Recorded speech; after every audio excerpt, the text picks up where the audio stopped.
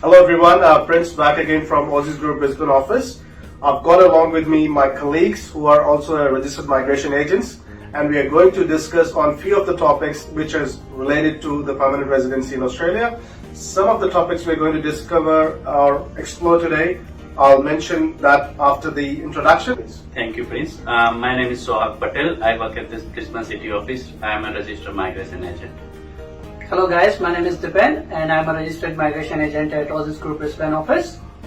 Thanks so much for the introduction, guys. So as you can see that both of these are registered migration agent. Myself, Prince, I'm also a registered migration agent. So if you have any questions in regards to the topic we are going to discuss today, get in touch with our team. We do have office in Mount Gravatt and Southport as well. So the topic for today would be state-sponsored visas. We are going to discuss about the state sponsorship or nomination requirements for South Australia, Tasmania, Western Australia, Victoria and ACT.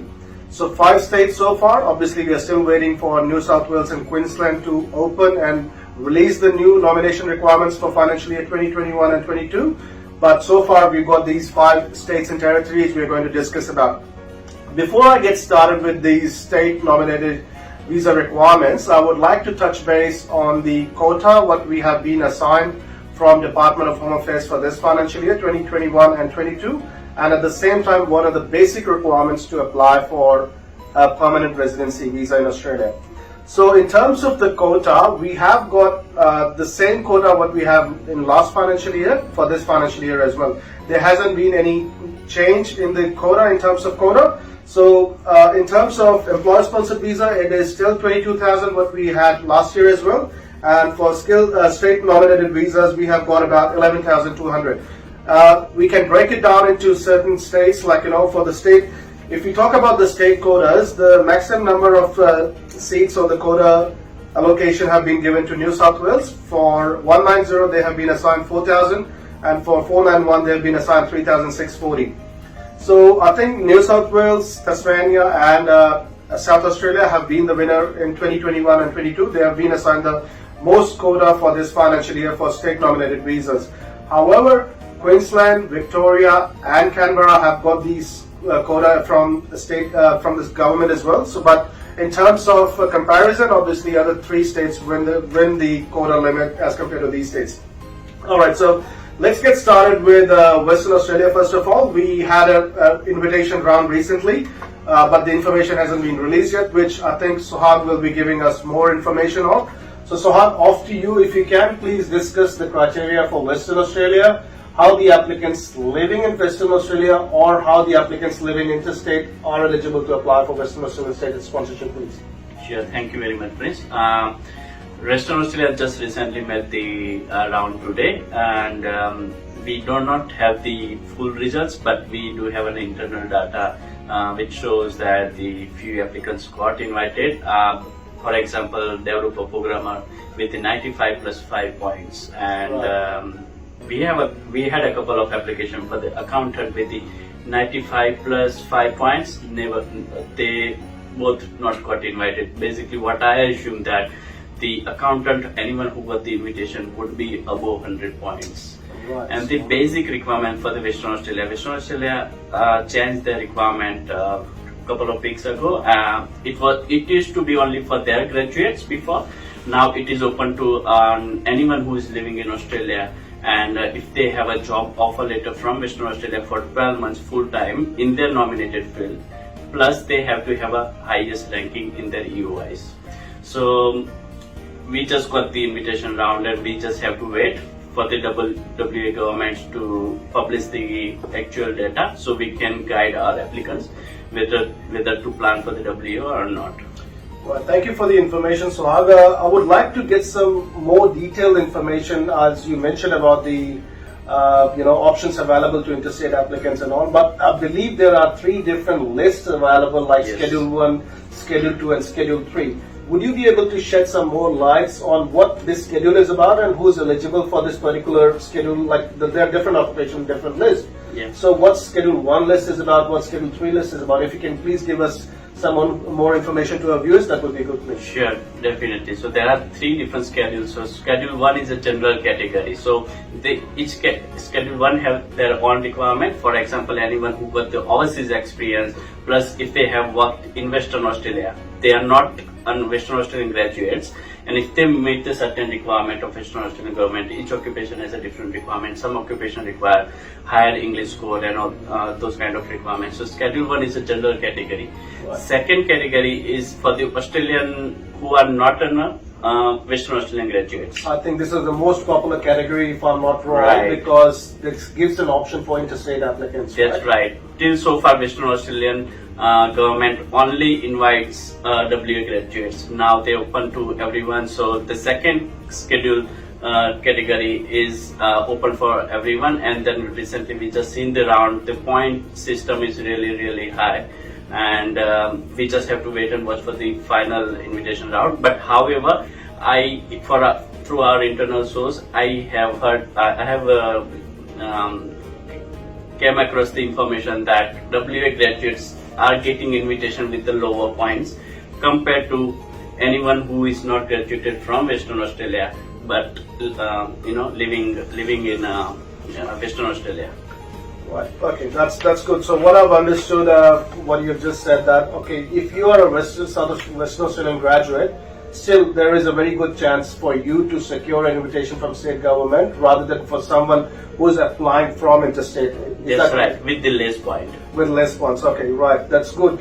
And I think for there is a Schedule 3 requirement. Schedule 3 list says that, if I'm not wrong, that as long as you are a WA graduate and if you have been working in your nominated occupation for 6 months, or you have a job offer letter, you can apply for state nomination. Is that right? That's right. And then not necessarily have to compete with the other applicants in terms of point rankings. Right, okay. Thank you so much for the information, Sohag. So guys, in a nutshell, I'll give you an overview. Schedule 1, Schedule 2, Schedule 3. Schedule 1 is a general category. Schedule 2 is for open for applicants even interstate. And Schedule 3 is for Western Australian graduates only. Different schedule, different requirements. The most common is Schedule 2. All you need is a job offer letter in your nominated occupation, even if you are interstate. If you are a graduate from Western Australia, all you need is a 6 months job in your nominated occupation or an offer letter in your nominated occupation. So depending which category you fall under, it's pretty straightforward. But if you want to discuss your case, get in touch with our team. We are happy to assist you. So moving on further, off to you, Dipen. So we have just discussed about Western Australia. Now we're going to discuss about South Australia. So obviously I think South Australia was one of the states which has been very popular in last financial year. So if you can please shed some light on the requirements for the state nominated visa in South Australia and how it can be beneficial for applicants who are struggling in other states. Would it be a good idea for them to move to South Australia or not? Sure. Thank you very much, Fresh, first of all. So guys, if you have seen the recent data which the department has released for the state allocation quota, South Australia was one of the states who has the highest quota among all of the 7 states. So the South Australia, the quota for this financial year has been 2600 for each visa subclass. So 2600 invitation place for 190 visa and the 2600 quota for 490 visa as well. So if you want to apply for the South Australia, there are main 2 categories I would say who can apply for the state nomination. So first category is for the graduates and the second category is for the applicant who are working in South Australia. So they do not have any category for overseas or interstate applicant for at the moment. So the basic criteria if you want to apply for South Australia under these 2 streams, first of all, as I mentioned, that the graduate work stream. So if you are a graduate of South Australia, you must have minimum 1 year of study in South Australia. In your nominated occupation, you must have a skill assessment as well as you require a minimum 3 to 12 months of job. So when I say a job, it depends upon the workplace where you are working. So let's say for an example, if anyone is working in South Australia, in Adelaide metropolitan areas, so if they want to apply under the graduate pathway, they may require minimum 3 to 12 months of work experience working in South Australia. However, in Adelaide.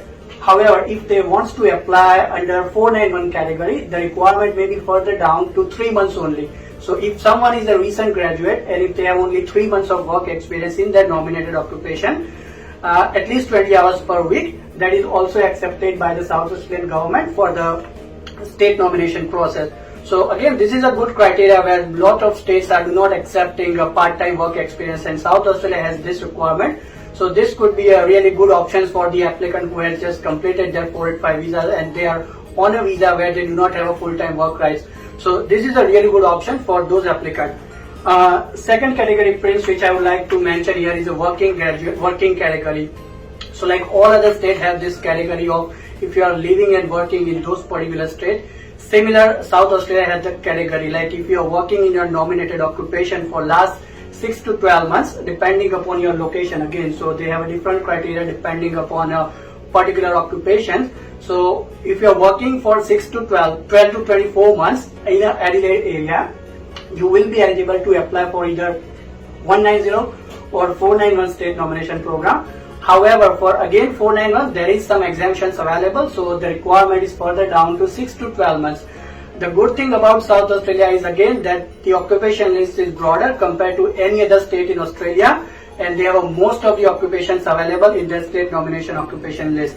So which is, I would say, like a lot of states are still following the department's priority state occupation list, or they are just inviting a critical sector. However, in South Australia, the requirement is totally different. They inviting all of the, like the occupation list is broader, so compared to all of the states, they may have a very good options, but the only thing is that you must have a job in your nominated occupation for certain time frames. Then only you can expect the invitation. Right, great. Thank you so much for the information, Dipen. What I've understood in a nutshell again is that if you're not working in a nominated occupation, the chances of getting a state sponsorship is less. Correct. But if you're working in a nominated occupation, obviously you can improve your chances to get the state sponsorship. With South Australia, what I feel that it could be different for different occupations. So if you are one of those applicants who wants to know about a particular occupation, get in touch with our team, because depending on the occupation you nominate, there could be a different requirements.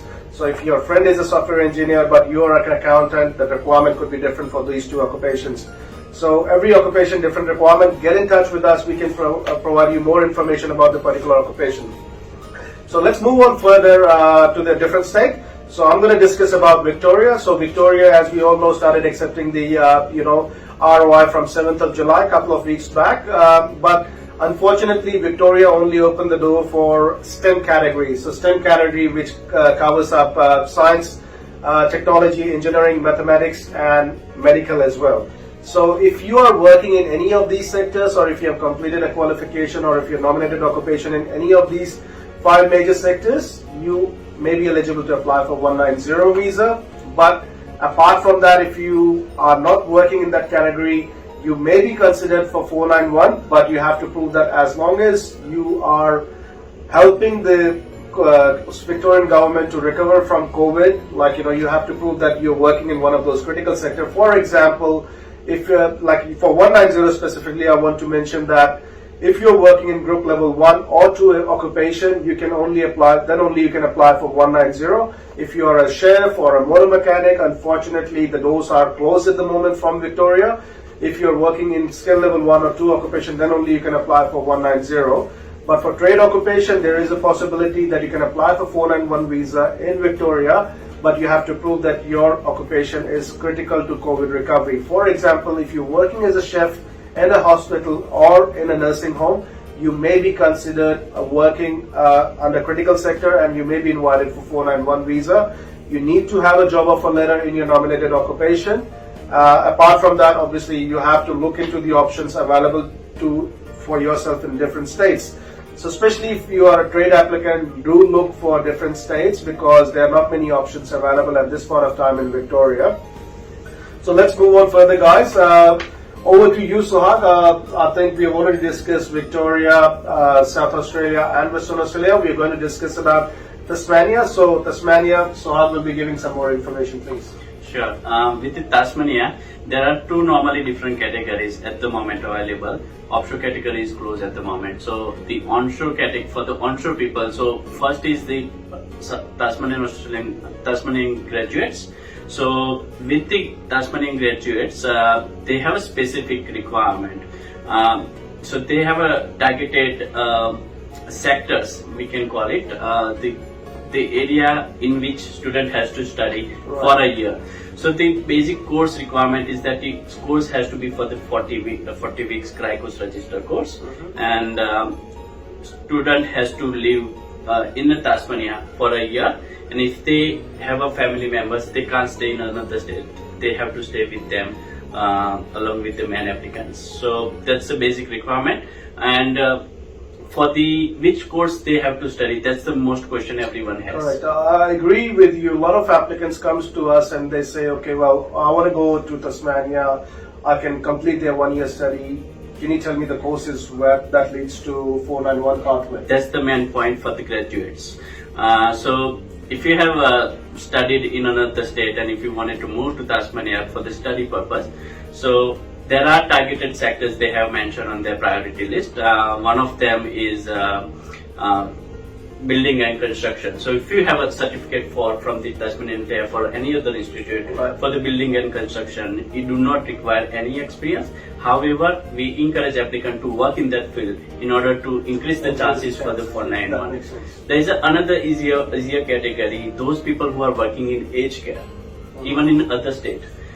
I would suggest them to move to Tasmania because you can study certificate 3 or 4 for a year of aged care or disability support courses, and then once you are graduate, it's easy to get a job in this field. Correct. Compared to accounting, engineering or other highly professional fields. So if you are working and if you have graduated from particular course or field, then it's easier to get the 491 over there. The another category I wanted to discuss about is that working category. So Tasmania is the only state where you can work in any field. It doesn't have to be in your nominated field, and still there is a chance of getting invitation under 491 category. So the working field, Suhag, I just wanted to clarify that part. So say, for example, if I'm a software engineer, recently moved to Tasmania, working there in, say, aged care, for example, for 6 months full time, am I eligible to apply for 491? Is that Yes, how it you works? are eligible to apply. So the requirement is that you have to be working full time for at least 6 months in a area where the population is 5,000 or above, and within the 50 kilometers area. If you have been working, let's say for example, aged care full time, then you can apply under the Tasmanian working category surplus 491. Okay, that's good to know. So I guess it's a pretty good option for people who can find a job. Even if it's not in their nominated occupation, there is a pathway for them to apply for surplus 491 visa. I would like to add on one more thing, which I hope you agree with that as well. A lot of applicants believe or feel that just moving to Tasmania and completing 1 year of study will open the door for 491 visa, or they can apply for 491 visa. Well, I want to correct a lot of applicants who are planning to move to Tasmania or who have already moved to Tasmania. You need to understand this thing. Yes, you get eligible to apply for 491 visa after completing 1 year of study, but at the same time, applying or getting eligible for expression of interest to the state and getting an invitation from the state are two separate things. Now, in order for you to increase the chances of getting invitation from the state, you need to show a career plan, which is one of the most important requirements, because we've recently seen few refusals, a lot of applicants getting back to us saying that, okay, they had a refusal from the Tasmanian state government, they did complete 1 year of diploma or any certificate course which is in the targeted sector, they still got a refusal. I'm not sure if you are one of those applicants who submitted your career plan, or if you're working in a sector that may be, helpful for the Tasmanian state government recovery from COVID or not. If you can explain all of that in your submission or your career plan, I'm pretty much sure you will be getting the invitation, because you need to understand or keep this thing in your head that you're competing with a lot of other applicants who are in the same boat. Just on the sake of completing 1 year study, you cannot expect straight away invitation. It's the matter of supply and demand. Obviously, there are so many students moving to Tasmania, but the quotas of the state is limited. So you have to do something.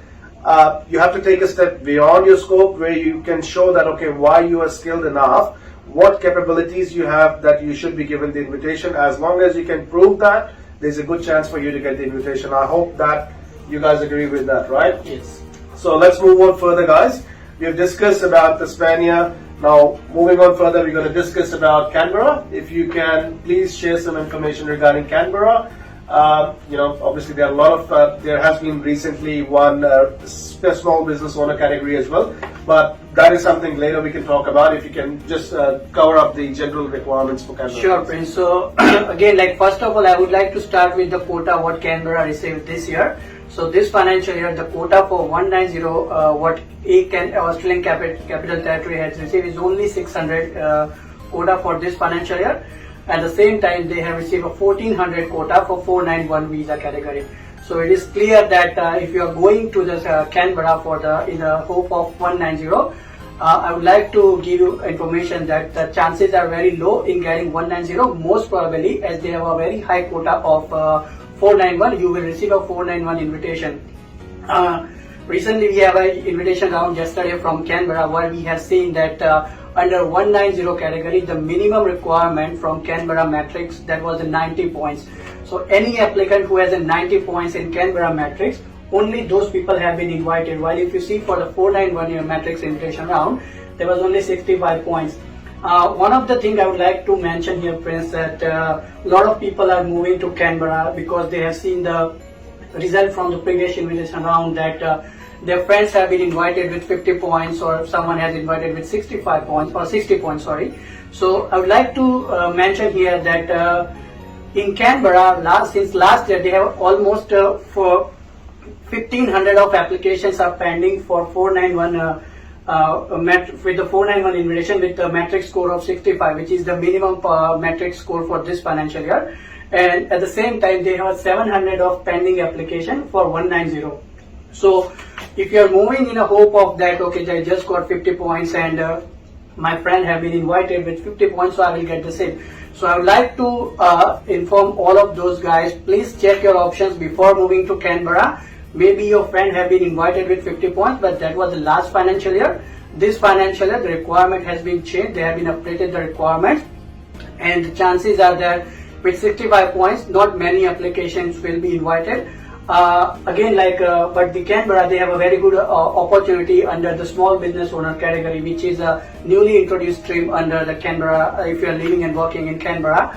So I'll give you just a basic overview about the SBO category. So the good thing is that you can do a partnership with any other person. So you need to be at least a 51% owner of your business, and you have to run the business for a minimum 6 months.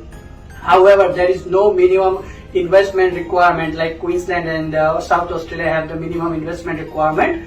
In Canberra, there is no such a requirement. So even if you are doing a business with the 60,000 or 70,000 of investment, that is also acceptable.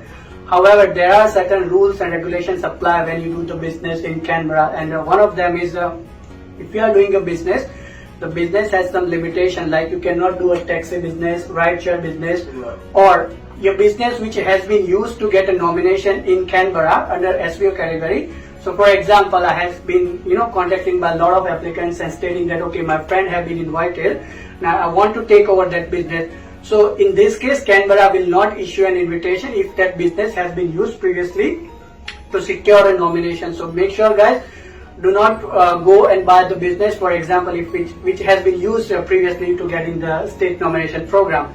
So again, especially those accountant, especially I would like to mention here for an accountants who are currently living in Canberra and they are working in Canberra. So if you are not, because we have seen the points requirement for accountant, even in yesterday's invitation round, accountant has been invited with 115 points, which is quite a high in Canberra matrix system if you see. So I would recommend them to look for an SBO options. If you are in Canberra, this is a really good options for you guys to secure a state nomination pathway apart from living and working category. Second, most common category available in Canberra is under 190 and 491, working in your nominated occupations. However, again, there are three major categories available under 190 and 491 that first of all, their occupation must be in the ACT critical occupation list. Second one, if you are a 457 or a 482 visa holder, or third one is you can apply under SBO category if you are applying for 190 visa.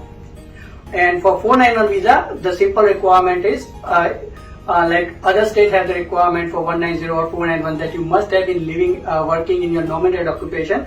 But again, like similar to Tasmania and in Canberra as well, there is no requirement of working in your nominated occupation if you are applying your visa under 491 category. Or if you are on a 457 or 482 visa, you do not need to work in the critical sector list till you get an invitation. So this is a good sign for 457 or 482 visa holder, or if an applicant wants to apply under a SBO category under 491. Right, that's a very informative, session from Dipen. You just provided all the information regarding ACD. Thank you so much for that. So guys, as you can understand, we've been talking about different state requirements. It's not straightforward, but what I feel that a lot of applicants get in touch with us and they say that, okay, well, I'm living in Victoria or I'm living in New South Wales. Can I apply for Queensland state nomination or any other state nomination while being in other states? Other than Western Australia at this point of time, I don't see any other state will be entertaining you if you're not living in that state, because there's only one new category being introduced by Western Australia recently, where you can apply for with an offer letter even if you're interstate. But apart from that, all the states and territories in Australia, you can only be eligible to apply for state sponsorship if you are living and working in that particular state. Most importantly, finding a nominated occupation, job in a nominated occupation is very important. So just keep that in your head. Try to work out the options available to you. If you do not have any job in your nominated occupation, look for other options or available categories. So let's move on further, guys. We will be discussing more about particular occupation or the background, if you're from IT, engineering or all of that. So I'll start off with trade applicants, like especially Victoria. A lot of trade background people have got this massive shock from Victorian state government when it was announced that Victoria will only be inviting the STEM category candidates. So Sahad and Dipen, in both of your views, what do you think what a trade applicant or a trade background person should do at this stage if they haven't been given any opportunity in Victoria? What would be the best way for them to go? It depends on the particular trade occupation, and also we are waiting for the requirement from the Queensland and NSW state. I believe these two states are the states where they have the lowest requirement to work in that field and getting invitation. For example, if we talk about the fluid and vertiler or diesel mechanic or motor mechanic, for example. So last year NSW had a requirement of just working 3 months to 12 months, and then you will get the invitation. Apart from that, Queensland NSW has a really good quota for the 491. So I believe NSW and Queensland is the state where you should move. You just need to work for only 3 months to be eligible for this state nomination, and you need to have further 12 months full-time job contracts, and obviously you need to have full-time work rights. So obviously you need to have that gap left. If you are on a student visa, Queensland is not the state for the trade applicants. Right. So in short, you're saying that the applicants who are in Victoria at this point of time, they should wait for Queensland and New South Wales to release the list or the information. What are the new requirements will be? They shouldn't make a move at this stage, right? That's my recommendation. They can try for the South Australia, but as Dipen has spoke earlier, that South Australia has the requirement of minimum 12 months if you haven't graduated from there. So again, if you want to work another 12 months, then you can move to South Australia. But if you are looking for the shortest option, then Queensland and NSW will be the best choice. Right. Okay. That's good to know for the trade occupation. What are the options for? There could be a good option in Queensland and at the same time in New South Wales. Now, Dipen, would you recommend the applicant who has got some experience, regardless it's trade, IT, accounting, engineering, other than the state sponsorship or 189, 189, as we all know that it's getting kind of competitive for everybody out there to get the invitation, regardless how many points you have. Department of Home Affairs hasn't been releasing enough invitations. So that's the reason why all the applicants are focusing towards 190 or 491. But how about the other options other than, as compared to 190 and 491? For applicants who've got experience, what are the options available to them? Is there any other pathway which applicants may not know? Our viewers wants to know this, know more about this, because I'm sure there would be a lot of people out there who got good experience, maybe from Australia or overseas. how you can utilize that experience towards the permanent residency apart from state sponsorship. If you can shed some light. Sure, Prince. So first of all, like any applicant who wants to apply for the permanent residency, they need to understand that general skilled migration is not the only pathway where they can get the permanent residency. There is an employer-sponsored pathway available as well, through which you can get your permanent residency as well. So as Prince mentioned that applicants who have a overseas experience or if you have a working experience in Australia while they were on a student visa or after on their 485 visa, so I would say do not wait for the state nomination. If you have a certain experience, let's say for example, if you have minimum 2 years or 3 years of experience, depending upon your occupations, there are alternative options available for, apart from the state sponsorship. Like let's talk about like 482, like a temporary skill shortage visa. So if any applicant, if they have a minimum 2 years of work experience within a last 5 years of time frame, they are eligible to apply for the 482 visa. Again, depending upon their occupation, they can get visa from 2 years up to the 4 years.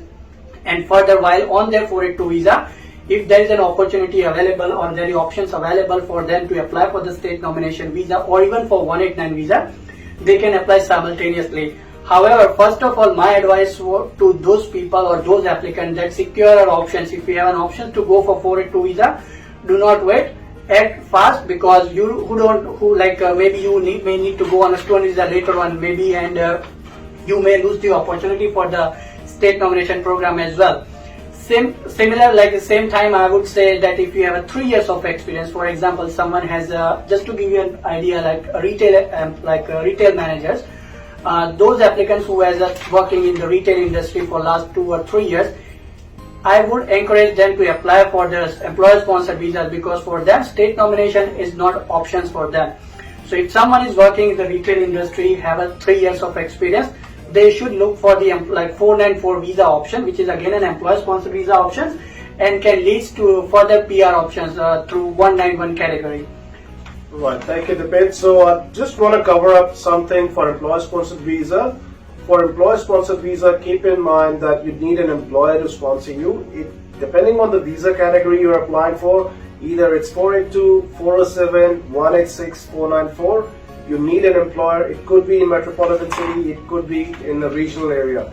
For retail managers specifically, I would stress on that occupation, because we have had a lot of refusals we have seen in the past for particularly retail manager occupation. If you're one of those applicants who had a refusal sitting on AAT at the moment or applied for federal circuit application, if you have got 3 years experience, get in touch with our team. We have had many successful results for retail managers specifically who had a refusal in the past from department. So depending which visa category you want to apply for, there are pathways available for you for permanent residency. Again, different category, different occupation, different requirement. There are caveats. I think I'll talk about accountants specifically. There are a lot of applicants I have seen who have got accounting experience, 2 to 3 years of experience. Now they can apply for employer-sponsored visa category, which is leading to permanent residency. The biggest challenge, what I've seen, a lot of applicant, do not meet the requirement for, the requirement for 482 visa caveats. So exactly right. So your employer needs to have a minimum turnover of $1 million. As a company, they need a minimum turnover of $1 million. At the same time, they need to have minimum 5 employees. So this is the criteria that must be met as an employer, because this is what we call as a caveat. This was introduced by Department of Home Affairs a couple of years ago, when there were no caveats prior to that, but department has introduced these caveats. In order for a firm to sponsor an accountant, they must meet this criteria. Now there are a lot of other caveats for several occupations, but again, if you have particular question regarding your particular occupation, get in touch with our team. We specialize in employer-sponsored visa. We pretty much deal with all the visa categories: family-sponsored visas, partner visas, business visas, training visa, employer-sponsored visas, general skilled migration. Our team is highly experienced for general skilled migration visas. So any of the visa categories, if you find trouble or if you're not satisfied with the answers being given to yourself from your previous migration agent, get in touch with us. I can assure you we won't disappoint you. So guys, this is what we all wanted to cover today for state nominated visas. We are still awaiting for Queensland and New South Wales. As soon as we get some information or get any update from these 2 states, We will come back and do another video for your information. The whole idea for us to do this video is to make you aware, to let you know that what are the options available to you. Before you make a move to a different state, you should look at your options. I have seen a lot of applicants making a mistake. They get to find this later that they moved to a different state, but they did not know, prior moving to that state, that they would have never met the criteria for state nominated visas. So if you are planning to move, or if you have already moved, get in touch with your existing migration agent or get in touch with our team. If you need to know more about it, we are happy to answer your questions. As I mentioned earlier in this video, that we do have offices in Brisbane City, Mount Gravatt and Southport. But if you're watching this video from any other state, get in touch with your nearest Aussies office. Our team can assist you with all of your questions, or you can send us a question on brisbane@aussies.com. Our team will revert back to you as soon as possible. So guys, I hope this information we have covered up in today's video would be helpful for you. And I would like to say thank you so much, Sohag and Dipen, for your valuable time. These guys are really busy. I appreciate you coming over and giving this information to all our viewers. And I'm sure if you like this video, please share this video. Please tag your friends. And I'm quite confident they will get some good information out of this video. So until our next video, I wish you guys all the best. Thank you so much for watching this video. Stay tuned and we will be getting back to you again with new updates and information. Thanks very much, guys. Thank you very much.